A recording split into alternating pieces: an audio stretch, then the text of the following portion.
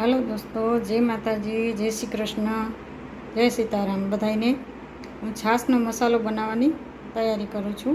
जोई ल्यो तमे बधा एमां शुं शुं सामग्री जोईए ने ए हूँ तमने बधाने बताववा मांगू छूँ। जोजो,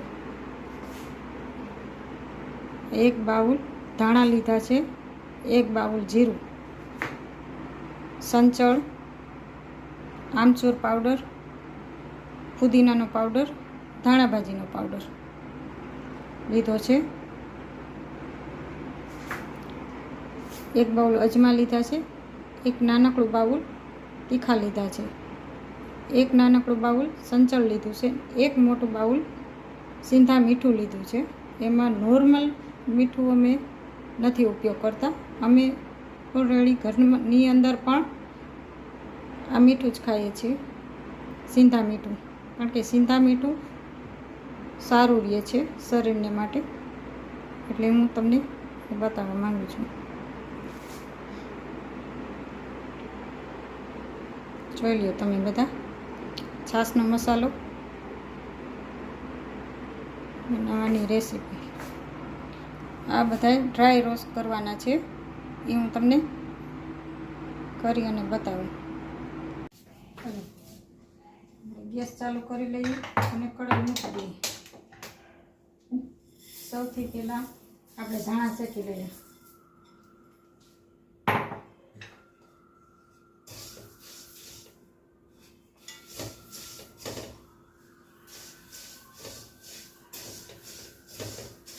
पांच मिनिट धाणा शेकाई जाए અને સરસ કડક અને આછા ગુલાબી થઈ જાય ત્યાં સુધી શેકવાના છે।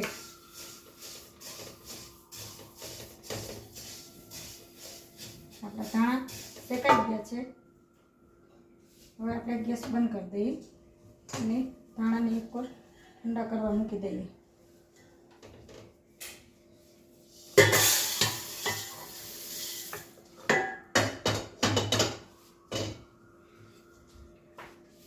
હવે આપણે ગેસ પાછો ચાલુ કરી દઈએ અને જીરું શેકાવા મૂકી દઈએ। તો 5 મિનિટ આપણે આછું ગુલાબી થાય ત્યાં સુધી આપણે જીરું શેકી લઈએ। આપણું જીરું પણ શેકાઈ ગયું છે, આપણે ગેસને બંધ કરી અને આપણું જીરું પણ કાઢી લઈએ, બે એક જ સાથે, અને ठंडू थवा मूकी देवे। ठंडू थई जाए त्या सुधी में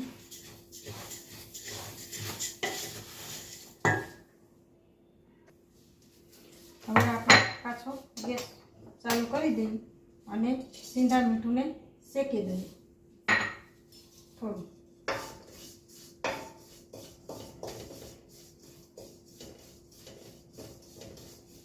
बराबर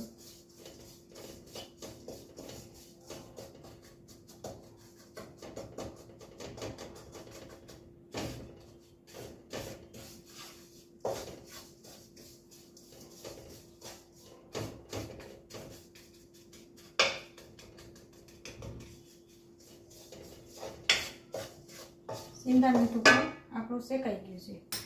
हवे आपणे एने बाउल में काढी लईए।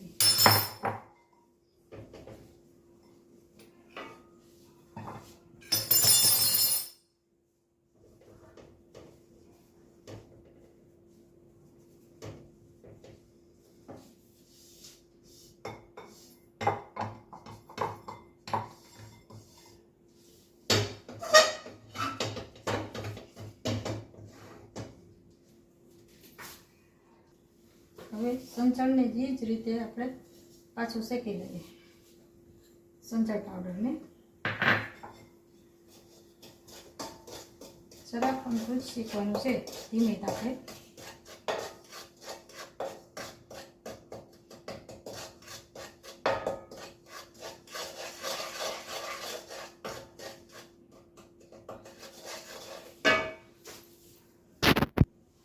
તો સંચળ પણ આપણું શેકાઈ ગયું છે, એને પણ આપણે બાઉલમાં કાઢી લઈએ।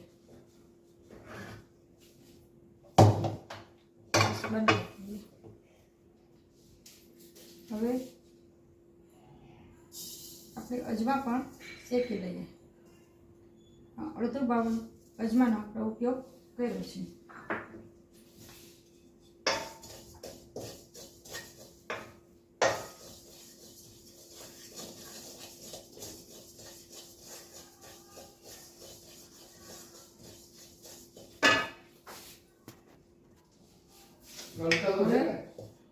હા, ફુદીનાનો પાવડર પણ હવે આપણે શેકી લઈએ.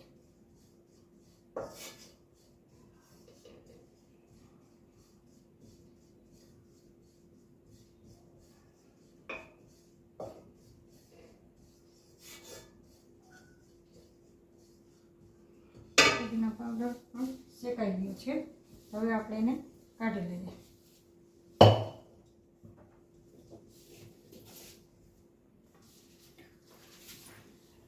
હવે આપણે તીખાને શેકી લઈએ.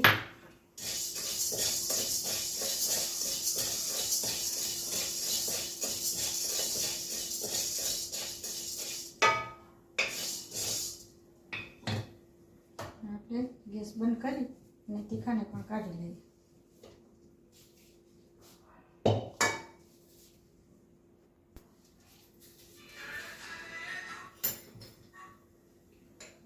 બે ચમચી આમચૂર પાવડર અને 1 ચમચી સૂંઠનો પાવડર એ આપણે પણ બે હાથે શેકી લઈએ.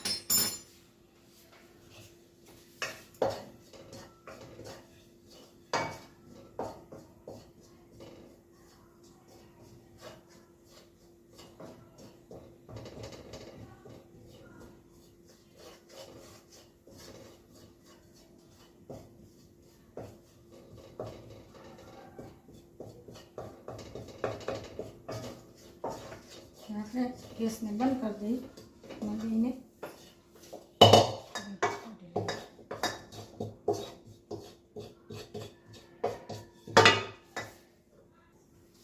હવે આપણે ધાણાનો પાવડર પણ શેકી લઈએ.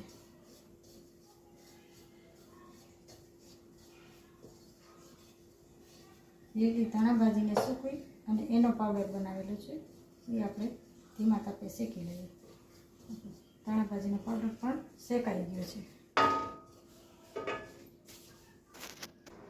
હવે આમાં આપણે સિંધા મીઠું અને સંચળ બે પણ એક જ આમાં કાઢી લીધું છે.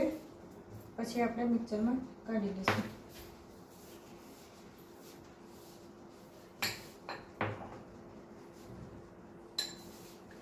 હવે આમાં ફુદીનાનો પાવડર નાખી દઈશું.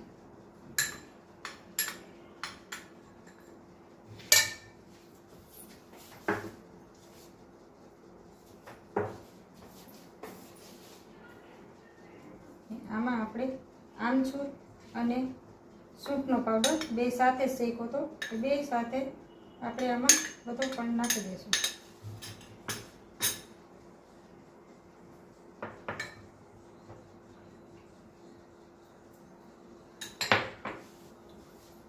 અને આ ધાણા ભાજીનો અને પુદીનાનો પાવડર બે એક સાથે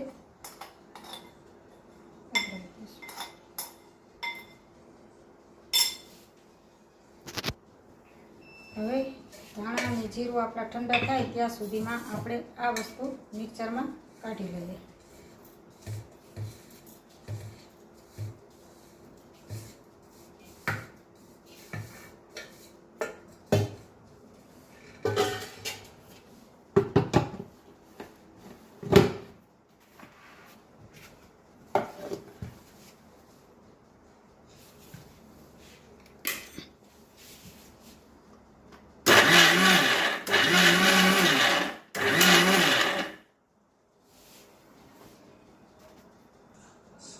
હવે મિક્સરનો પાવડર થઈ ગયો છે એ આપણે ગ્લાસમાં કાઢી લઈએ.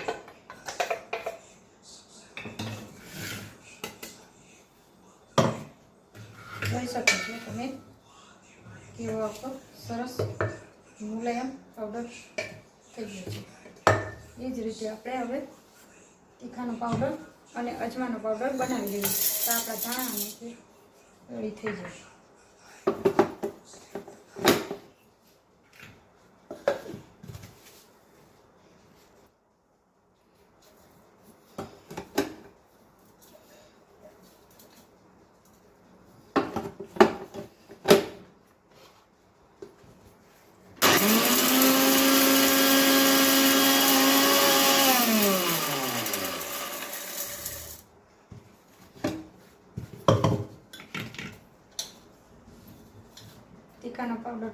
આપણો રેડી થઈ ગયો છે.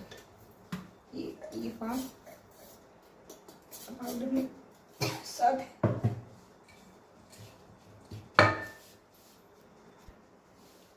હવે અજમાને પણ પાવડર બનાવી લઈએ.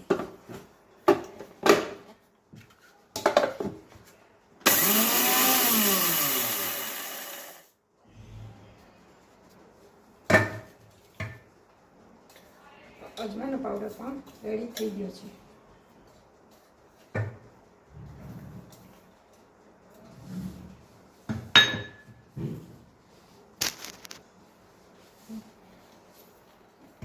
આ પાવડર પણ આપણે આમાં મેળવી દઈએ.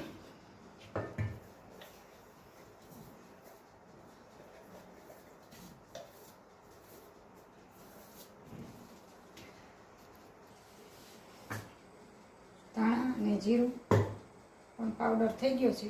હવે આપણે આમાં કાઢી લઈએ.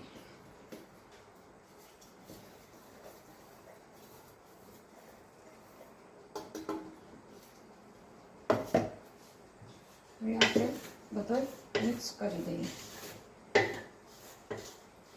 હવે આને એક સારણીમાં સાવી લેશું આપણે, એટલે એક રસ એક સરખો થઈ જાય. પછી આને ચાલી દઈશું.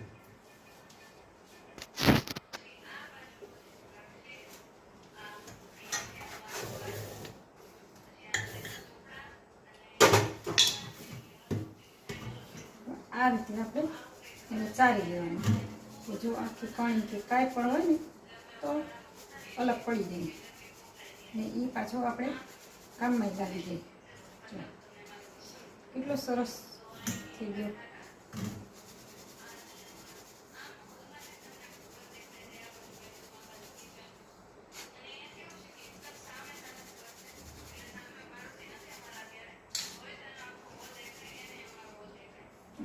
આ જ રીતે કેટલો સરસ અને ઝીણો પાવડર થઈ ગયો.